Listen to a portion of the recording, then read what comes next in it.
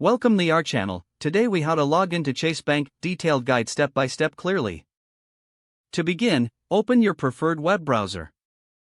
In the address bar, type www.chase.com and press enter. Wait for the Chase Bank homepage to load. Once the page is fully loaded, look for the sign in button at the top right corner of the screen. Click on the sign in button. This will redirect you to the login page. Here, you will see two fields. The first field is for your username. Type your Chase Bank username into this field.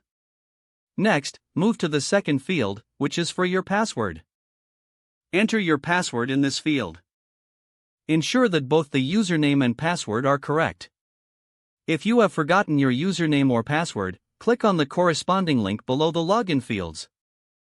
Follow the prompts to recover or reset your login credentials. After entering your username and password, look for the sign in button below the fields. Click on the sign in button to proceed. If your credentials are correct, you will be directed to your Chase Bank account dashboard. If you encounter any issues, double-check your username and password for accuracy.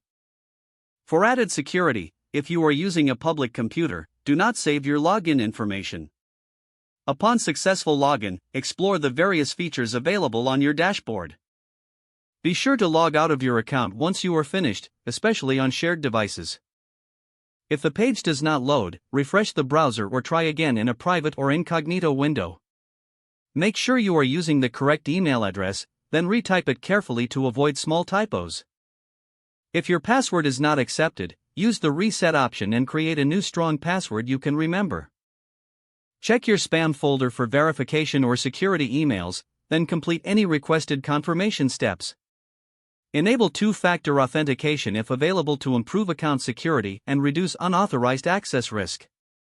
After signing in, review your profile details so your contact information and settings are accurate and current. If you see an error message, note it down and try again after restarting your device and internet connection. Don't forget to like this video and subscribe to our channel for more step-by-step tech guides.